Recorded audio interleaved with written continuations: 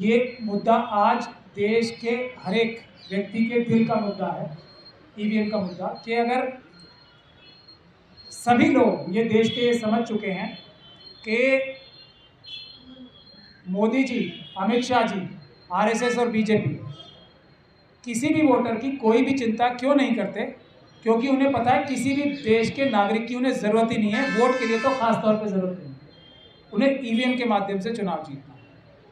मैं छोटी बात करते हुए आपके सामने ये बात कहना चाहूँगा कि पूरे देश से हम लोगों को, और जो पुराने जो लोग सबसे पहले इसको उठाए हुए थे आवाज़, भानु जी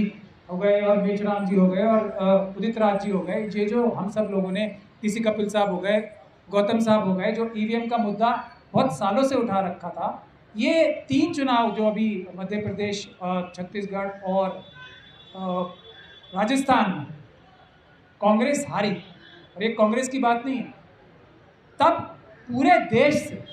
हमें फ़ोन आने शुरू हो गए कि आप लोग ये बहादुरी के साथ और ईमानदारी के साथ ये मुद्दा उठाओ, ये आपकी आवाज़ नहीं है, देश की जनता की आवाज़ है। उसके बाद हम लोगों ने मजबूत प्रदर्शन किए और पहले दिन से, 5 जनवरी वाले दिन से पुलिस ने, अमित शाह साहब ने पुलिस की पूरी ताकत, जो गुंडाई होती है वो हम सब लोगों के ऊपर लगाई, लेकिन जितने उन्होंने हम पे डंडे और लाठियाँ बरसाए, पब्लिक ने हमारा सपोर्ट उससे भी ज़्यादा। अभी जो पब्लिक की सपोर्ट की और पब्लिक के प्रदर्शनों की ही वजह है कि सुप्रीम कोर्ट जो 2018 में 4 सिटिंग जजेस ये कह रहे थे कि हम पर दबाव है और जनता आए हमें बचाए, आज जब सुप्रीम कोर्ट के समर्थन में भी प्रदर्शन जनता ने शुरू किए, नहीं आज भी बहुत दिनों से जब ये हो गए, तो सुप्रीम कोर्ट ने भी ये इलेक्टोरल बॉन्ड्स का जो जजमेंट आया है, ये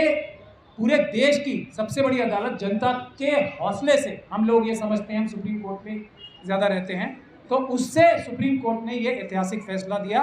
कि इलेक्टोरल बॉन्ड्स बीजेपी और आरएसएस ने देश के संविधान के साथ अपराध करके लाए थे। उसी तरीके से ईवीएम भी आज की तारीख में देश के संविधान के साथ धोखा है, अपराध है। ये सुप्रीम कोर्ट के अलावा दुनिया के सारे जजेस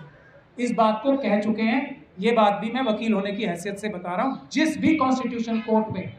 ये मुद्दा आया है, सभी लोगों ने ये कहा है, सभी जजेस ने ऑल ओवर द वर्ल्ड, कि ये धोखा है, फ्रॉड है ईवीएम, इसके माध्यम से चुनाव नहीं होने चाहिए, सिर्फ पेपर बैलेट से चुनाव होने चाहिए। ये पूरे दुनिया का जुडिशियल माइंड का यूनानिमस डिसीजन है। तीसरी बात यह है कि अब आगे देश की जनता ने यह तय कर लिया है कि ईवीएम से चुनाव नहीं होगा, दुनिया की कोई ताकत, और आज हम बहुत खुश हैं इस बात के लिए कि देश की सबसे बड़ी ऑपोजिशन पार्टीज और दूसरे भी, अरविंद केजरीवाल जी ने, गौतम जी यहाँ मौजूद हैं, उन्होंने भी, और दूसरी पॉलिटिकल पार्टीज ने ईवीएम को नकार दिया है और पेपर बैलेट के बारे में बात कर रहे हैं। तो हम लोग अपने आप में देश की जनता की तरफ से भी आप सब लोगों का धन्यवाद करते हैं, और अब हमें पूरी उम्मीद है कि अब दुनिया की कोई ताकत ईवीएम से चुनाव नहीं करा सकती। नहीं, मैं कर ही रहा हूँ, कांग्रेस का ही धन्यवाद कर रहा हूँ कि उन्होंने सबसे पहले आज भी आके सामने आके, क्योंकि सबसे बड़ी प्रिंसिपल ऑपोजिशन पार्टी है, उसी का मैंने सबसे पहले नाम लिया। सबसे बड़ी जिम्मेदारी भी कांग्रेस पार्टी की है, क्योंकि प्रिंसिपल ऑपोजिशन पार्टी कांग्रेस ही है, और जनता ने सबसे ज़्यादा वोट भी कांग्रेस पार्टी को दिए हैं, बावजूद इसके कि ईवीएम के माध्यम से पिछली बार भी 20 से 25% वोटों का घपला और धांधली हर इलेक्शन में भारतीय जनता पार्टी ने की है। तो ये एक रिप्रेजेंटेशन है कि कांग्रेस पार्टी आई है, तो इसका मतलब बहुत ही ज़्यादा इस वक्त पूरे सारे पॉलिटिकल पार्टीज जो एनडीए और आरएसएस बीजेपी के साथ नहीं है, वो एकजुट हैं, पेपर बैलेट से चुनाव करना चाहती हैं।